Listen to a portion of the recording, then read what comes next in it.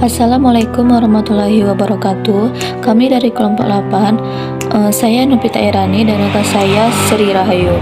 Kami akan menjelaskan mengenai anak tunalaras.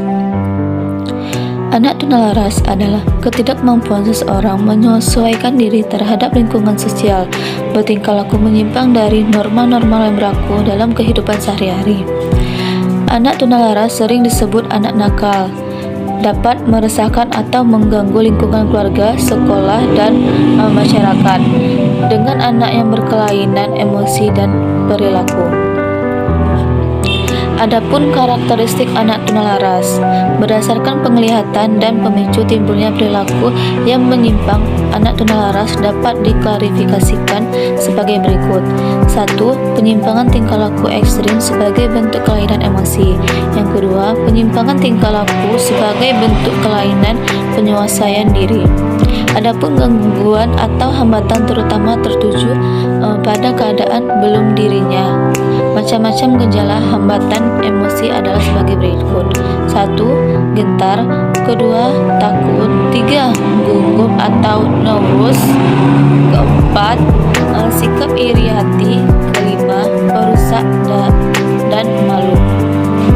Selanjutnya, adapun karakteristik tunalaras. Karakteristik menurut Rusli Ibrahim 2005. 1. Inteligensi dapat prestasi akademik. Anak ini memiliki berdasarkan IQ yang setelah diuji menghasilkan sebaran normal 90 dan sedikit yang memiliki nilai di atas sebaran nilai anak-anak normal dan kemungkinan besar memiliki nilai IQ.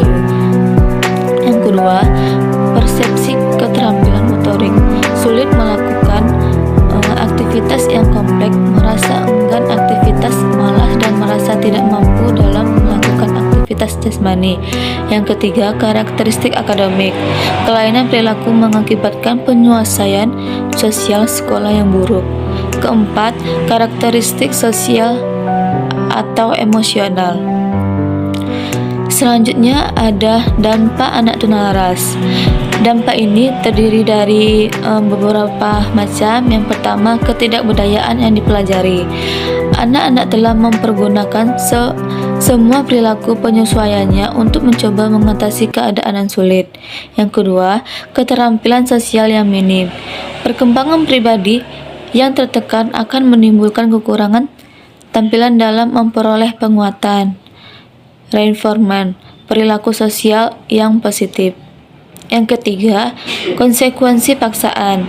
Tekanan batin yang berlarut-larut tergantung pada konsekuensi paksaan.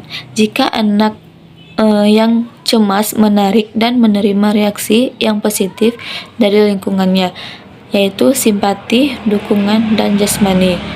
Selanjutnya yang akan dijelaskan oleh Sri Rahayu. Penyebab ketunalarasan menurut Sutijati Sumantri 2007. 1. Kondisi atau keadaan fisik dalam kaitannya dengan masalah tingkah laku disebabkan oleh disfungsi kelenjar endokrin yang dapat mempengaruhi timbulnya gangguan tingkah laku, atau dengan kata lain kelenjar endokrin berpengaruh terhadap respon emosional seseorang. Yang kedua, masalah perkembangan. Setiap memasuki fase perkembangan baru, individu dihadapkan pada berbagai tantangan atau krisis ekonomi. Yang ketiga, lingkungan keluarga.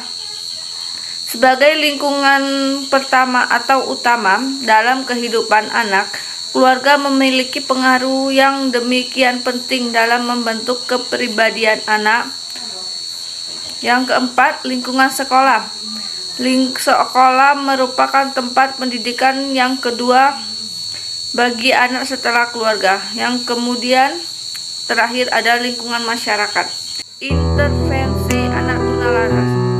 Ada beberapa cara untuk menetapkan tunalaras. 1. Psikotes. 2. Sosiometri adalah alat yang digunakan untuk melihat atau mengetahui suka atau tidaknya seseorang. Yang ketiga, membandingkan dengan tingkah laku anak pada umumnya. 4. Memeriksakan lembaga bimbingan dan konseling atau konselor. 5. Memeriksakan psikiater anak. Model pelayanan pendidikan anak tunalaras. Demikian maka alur pendidikan untuk anak berkebutuhan khusus anak tunalaras adalah sebagai berikut. 1. Pelayanan pendidikan. Untuk pelayanan pendidikan dapat diselenggarakan di SLB, sekolah luar biasa, khusus bagi anak tunalaras, berdasarkan data statistik tahun 2003 yang dikeluarkan di Direktorat Pendidikan Luar Biasa menyebutkan bahwa jumlah anak tunalaras sebanyak 351 orang dengan jumlah 12 sekolah luar biasa bagian tunalaras. Bentuk yang kedua, bentuk satuan dan lama pendidikan. Bentuk satuan pendidikan luar biasa tunalaras, lama pendidikan, peserta didik, tenaga kependidikan, program pengajaran, bimbingan dan rehabilitas, pola penyelenggaraan. Yang ketiga, program pembinaan sekolah, program bidang pengajaran, program bimbingan konseling. Yang keempat, pengembangan pendidikan. Sasaran dalam pengembangan adalah usaha pemerataan dan perluasan kesempatan belajar dalam rangka penuntasan wajib belajar pendidikan belajar. Yang terakhir, peran pembimbing konseling anak tunalaras. Bimbingan dan konseling sebagai layanan sedikitnya memerlukan 4 pendekatan. Pendekatan krisis, remedial, pencegahan dan perkembangan. Pendekatan perkembangan dipandang pengefekan yang kompresif, sehingga disebut dengan pendekatan kompresif. Sebagai layanan yang memiliki pendekatan yang konferensif, maka ada beberapa komponen yang di dalamnya, yaitu 1. Asumsi dasar dan kebutuhan dasar. 2. Teori perkembangan kurikulum dan tujuan bimbingan perkembangan.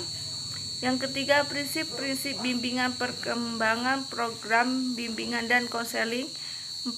Serta kebutuhan acuan UDCRIS dan model nasional untuk memperoleh standar layanan, juga untuk melindungi layanan bimbingan dan konseling sebagai profesi. Sebagai profesi konselor, maka dibutuhkan aturan-aturan pelaksanaan layanan agar tidak tumpang tindih dengan profesi lain dengan profesi guru. Baiklah, itu penjelasan dari kelompok kami. Terima kasih. Wassalamualaikum warahmatullahi wabarakatuh.